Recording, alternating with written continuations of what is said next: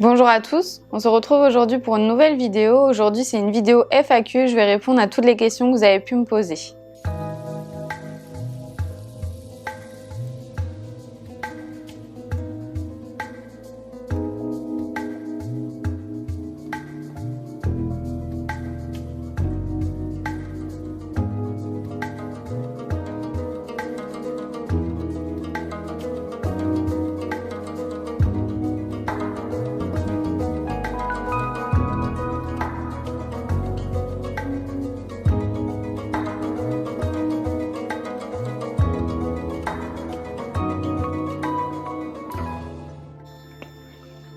Alors pour commencer, une des premières questions, donc je les ai toutes notées sur mon téléphone, je vais vous les lire. Donc est-ce qu'on est obligé d'avoir le côté spirituel lorsqu'on fait du yoga? Alors ma réponse c'est non, vous n'êtes pas obligé. Lorsque j'ai commencé à pratiquer le yoga, que vous pouvez retrouver dans ma vidéo Mon parcours, je vous explique un petit peu comment j'en suis venue à venir pratiquer le yoga. Et en fait, j'ai commencé le yoga sans rien connaître. J'ai seulement commencé pour la pratique physique et non pas pour le côté spirituel. C'est qu'après que je l'ai découvert, quand je me suis vraiment intéressée au yoga, etc. Et quand j'ai commencé le yoga, c'était un petit peu moins démocratisé qu'aujourd'hui, enfin je trouve. Alors après, c'est peut-être aussi moi, mes centres d'intérêt, les personnes que je peux suivre sur les réseaux qui sont différentes que quand j'ai commencé. Donc vraiment, je trouve que c'est pas nécessaire. Si vous avez envie par la suite de vous intéresser au côté spirituel, bien sûr, allez-y et intéressez-vous et allez vous renseigner, allez lire des livres, voilà. Il y a plein de choses à faire. Mais si vous voulez uniquement pratiquer le yoga pour la pratique physique, ça n'enlève rien aux bienfaits que vous pouvez obtenir du yoga, c'est-à-dire vous sentir bien après une séance, vous sentir peut-être mieux physiquement, mentalement, parce que vous avez pris un temps pour vous. Le côté spirituel intervient qu'après et va vous permettre d'aller plus loin dans votre pratique et plus loin dans vos connaissances. Mais c'est pas du tout obligatoire d'avoir le côté spirituel, de s'intéresser au côté spirituel pour débuter le yoga et pour pratiquer le yoga. Il y a des personnes qui vont pratiquer pendant 10-15 ans peut-être du yoga juste pour la pratique physique et non pas pour le côté spirituel. Et il y a d'autres personnes qui, au contraire, ça va vraiment les intéresser et vont s'intéresser au côté spirituel assez rapidement. Ensuite, une question qu'on m'a posée, c'est est-ce que je pratique d'autres sports à côté du yoga? Alors oui, je pratique d'autres sports à côté du yoga, je ne fais pas que du yoga. Comme je vous le disais, j'ai commencé le yoga après avoir repris le sport de manière un peu plus intensive, donc c'est-à-dire de la course à pied, du renforcement musculaire, un peu de musculation, etc. Donc je continue toujours à faire ça, alors plus du renfort musculaire et de la musculation.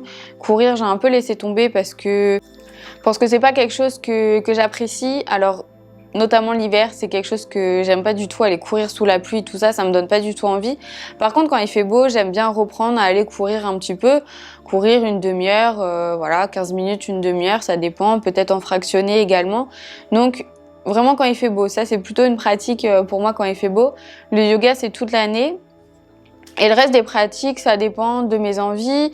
Je peux me faire aussi un petit programme pour moi, pour vraiment m'entraîner, atteindre mes objectifs, si j'ai des objectifs, que ce soit physiques, etc. Donc voilà, je vais combiner un petit peu les deux, mais ma pratique, on va dire aujourd'hui, la plus importante, principale, c'est quand même le yoga, parce que rien qu'avec les vidéos, mes cours, je pratique minimum 8 heures par semaine de yoga. Donc en plus se rajoutent mes autres pratiques. Je fais aussi du HIIT. Donc le HIIT c'est une pratique un petit peu particulière mais qui combine le renforcement et la musculation. Donc voilà, j'essaye de combiner tout ça, de faire au mieux. Mais ma pratique vraiment principale, ça reste le yoga. Alors on m'a également posé la question d'où j'enseigne le yoga. Alors comme je vous le disais dans mes précédentes vidéos, j'enseigne le yoga pour l'association dans laquelle je suis embauchée. Donc elle se trouve à Nantes. Donc j'enseigne, alors tous mes cours sont regroupés sur un jour par semaine. Donc j'enseigne un jour par semaine dans cette association-là. J'enchaîne tous les cours de yoga dans la journée. Alors on m'a également posé la question, j'ai des problèmes de dos, vaut mieux que je fasse du yoga ou du pilates? Alors pour répondre à cette question, ça va déjà tout d'abord dépendre de vos problèmes de dos. C'est-à-dire, j'ai pas trop d'idées là en tête, mais ça va vraiment dépendre de vos problèmes de dos. Si par exemple, si j'ai une idée, si votre problème de dos c'est plus au niveau de la souplesse, c'est-à-dire que vous êtes pas très souple du dos et du coup vous avez toujours tendance à vous faire mal dès que vous essayez de travailler la souplesse, le yoga peut vous correspondre.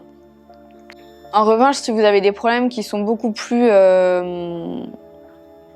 médicales, on va dire ça comme ça, je n'ai pas vraiment les termes adéquats, mais si vous avez plutôt des problèmes qui sont de l'ordre médicaux, faudra peut-être mieux privilégier le pilate. Comme je vous le disais dans ma vidéo, le yoga vs le pilate est une pratique qui s'est inspirée du yoga, mais c'est une pratique qui reste dans les limites de ce que le corps peut accepter. C'est-à-dire que le yoga, c'est pareil, ne va pas au-delà de ce que le corps peut accepter, mais c'est-à-dire que dans le pilate, comme je vous disais, un exemple que je trouve qui est vraiment très intéressant, c'est quand vous levez les bras. Quand vous levez les bras en yoga, vous levez les bras vers le ciel. Quand vous levez les bras en pilate, vous les levez, mais les bras au niveau des joues. C'est-à-dire que vous pouvez toujours faire le test, je vous l'avais fait dans ma vidéo yoga vs pilate. Faites le test chez vous, regardez la différence de vos omoplates, recentrez-vous, prenez quelques respirations, recentrez-vous et venez lever les bras vers le ciel de la manière yoga, observez vos omoplates, redescendez les bras le long du corps et levez ensuite les bras version pilate, donc c'est-à-dire les bras au niveau des joues et observez le mouvement de vos omoplates. Ça n'a pas du tout le même mouvement, c'est-à-dire que vos omoplates en pilates resteront bien alignées, ne bougeront pas. En yoga, on va venir lever les omoplates.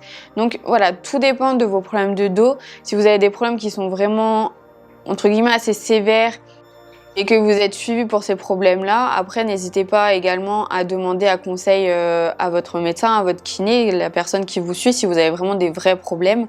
Il pourra très bien vous aiguiller. Le yoga aura plus tendance à aller un petit peu chercher plus loin que le pilate. Donc si vraiment vous devez avoir une pratique physique qui reste dans l'axe de votre corps, choisissez plutôt le pilate que le yoga. Donc ensuite, la prochaine question, c'est combien de temps ou de fois tu pratiques du yoga dans la semaine. Alors tout va dépendre de ma semaine, c'est-à-dire que donc par exemple quand je donne mes cours de yoga, j'ai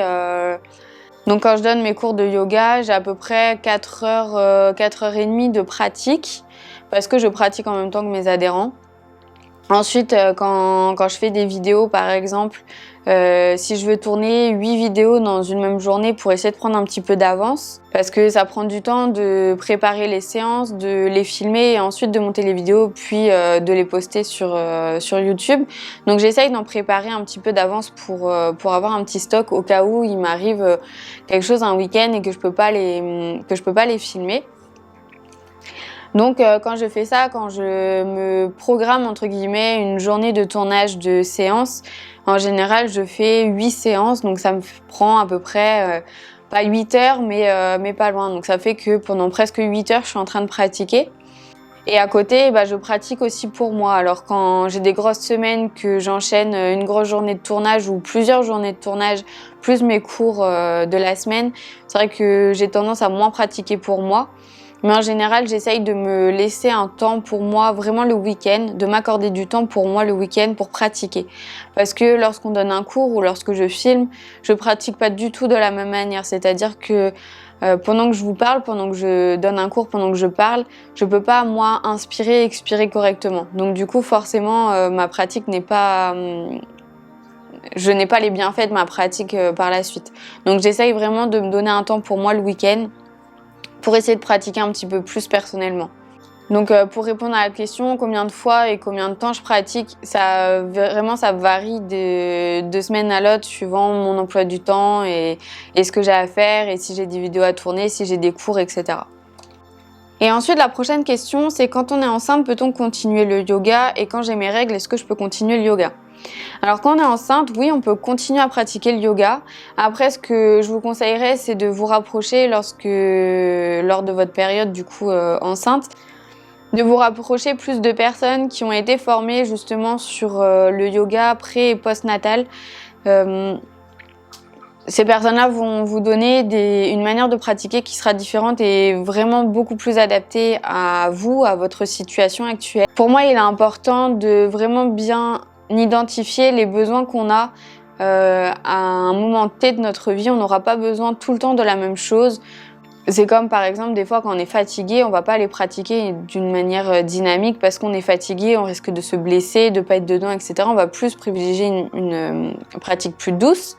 Donc c'est pareil, lorsque vous êtes enceinte, peut-être arrêtez vos cours habituels et rapprochez-vous plus d'un cours qui est spécialisé pré- et post-natal. Ça vous aidera vraiment beaucoup mieux à pratiquer dans vos conditions physiques parce que bon, si vous êtes, je sais pas moi, à 7 mois de grossesse, vous allez quand même avoir un gros ventre. Enfin, après, tout dépend aussi de chacun.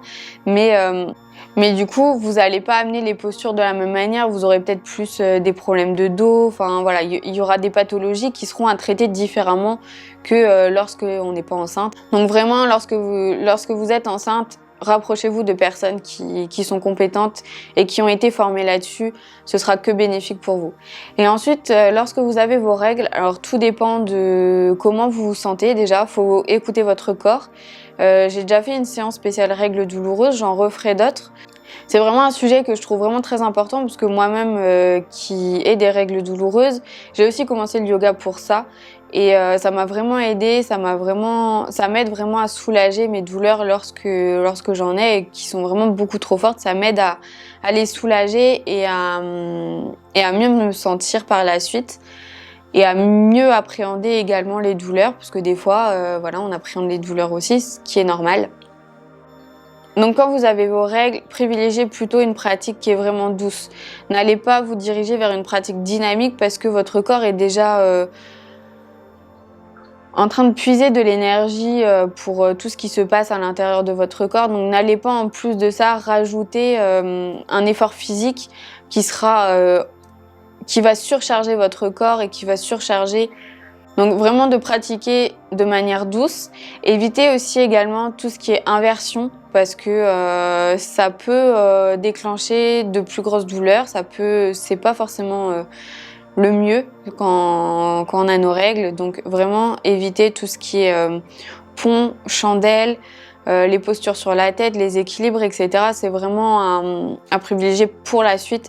Mais vraiment, cette période-là, réservez-vous un temps vraiment calme, reposant, un peu cocooning pour vraiment faire du bien à votre corps. Ensuite, une autre question qu'on m'a posée, c'est as-tu envie de réaliser d'autres formations? Alors oui, j'aimerais trop réaliser d'autres formations. Pour l'instant, c'est pas possible parce que déjà financièrement, ça a un certain coût.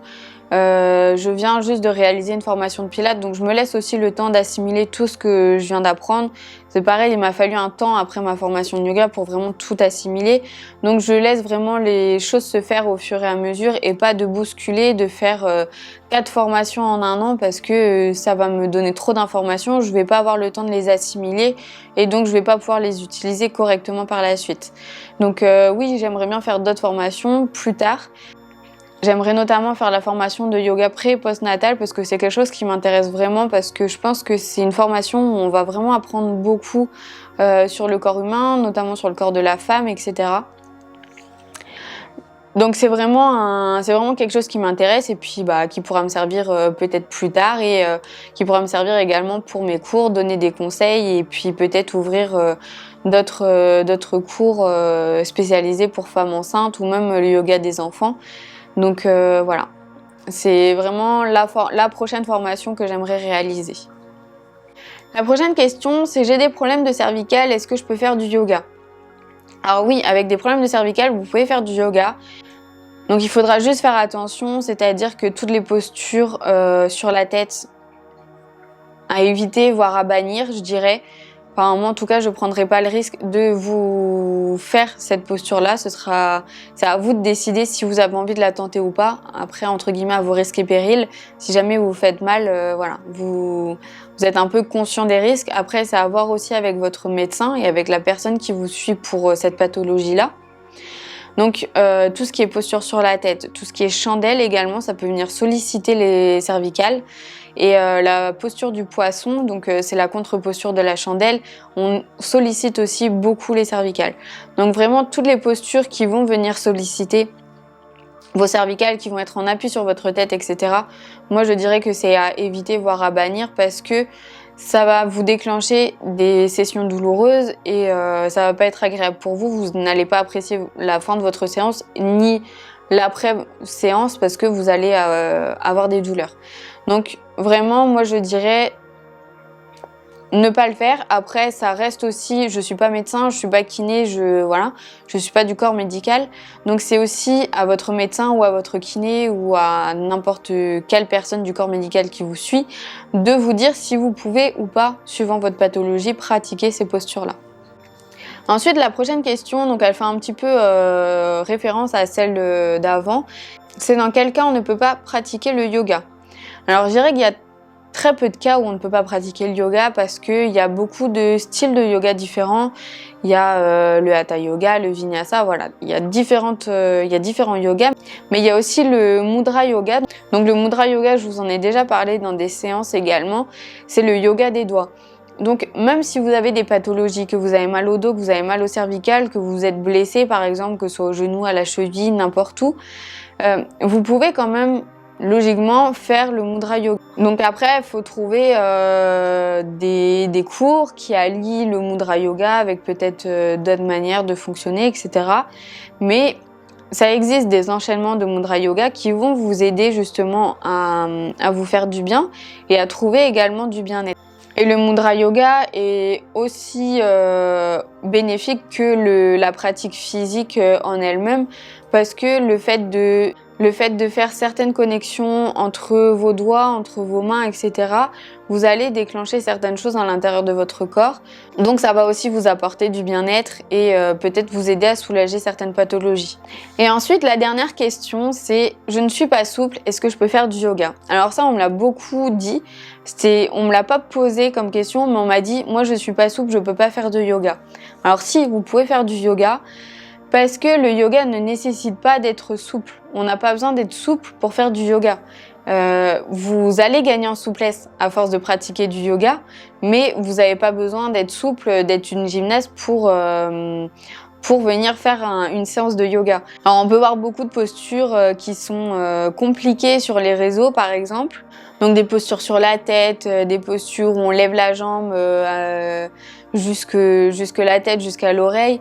Voilà, c'est des postures qui vont être jolies en photo, qui vont rendre très bien sur les réseaux, qui vont donner envie. Voilà, ce sera toujours des belles photos, c'est toujours des belles postures.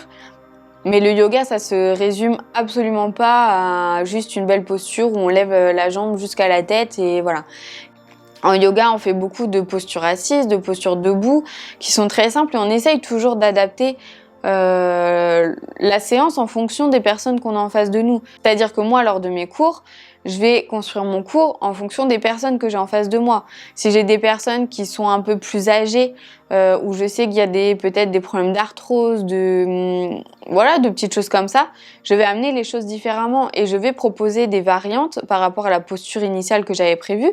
Je vais venir proposer des variantes, c'est-à-dire que si on peut pas venir se mettre sur les genoux, je vais proposer une autre variante. Je vais essayer d'adapter ma pratique en fonction des personnes que j'ai en face de moi. Donc on peut toujours trouver des solutions et il ne faut absolument pas être souple pour venir pratiquer le yoga. Alors des fois ça va venir tirer un petit peu, etc. Mais il ne faut pas forcer. Souvent dans mes séances, vous pourrez le voir, alors je dis souvent on accepte d'aller là où on peut aller. Parce que c'est vrai, moi des fois, le matin, je vais faire la posture du chien tête en bas, je vais pas réussir à poser mes talons au sol. Mais parce que ce matin-là, je suis un peu plus raide que par exemple le matin suivant ou que le matin précédent. Donc voilà, tout dépend de vous et on fait toujours en fonction. Le chien tête en bas, vous n'êtes pas obligé d'avoir les jambes tendues, vous pouvez venir les plier. Et au fur et à mesure de la pratique, vous pourrez voir que vous pourrez petit à petit déplier vos genoux et que peut-être un jour, vous arriverez à poser les talons au sol. Et donc ça veut dire que vous aurez progressé. Et il faut souvent refaire des postures comme ça, où on a un petit repère, c'est-à-dire que par exemple chien tête en bas, c'est vraiment un très bon repère parce que si on n'arrive pas à poser les talons au sol, mais que je sais pas, dans 6 mois, on arrive à poser les talons au sol, ça veut dire qu'on s'est un petit peu assoupli, ça veut dire qu'on est un peu moins raide, que voilà, on a bien travaillé. Donc il ne faut absolument pas être souple pour venir faire du yoga. Il faut venir comme on est et puis au fur et à mesure, vous arriverez à trouver le juste milieu, à ne pas forcer, à aller là où vous pouvez aller. Et puis au fur et à mesure, vous verrez que vous ferez des progrès et que vous vous assouplirez si vous n'êtes pas souple. Alors c'est tout pour cette vidéo, c'était la dernière question. J'espère qu'elle vous a plu, j'espère que j'ai pu répondre correctement à vos questions. J'espère que ça a pu vous aider aussi dans tout votre cheminement du yoga. Et je vous dis à demain pour une prochaine vidéo. Namasté!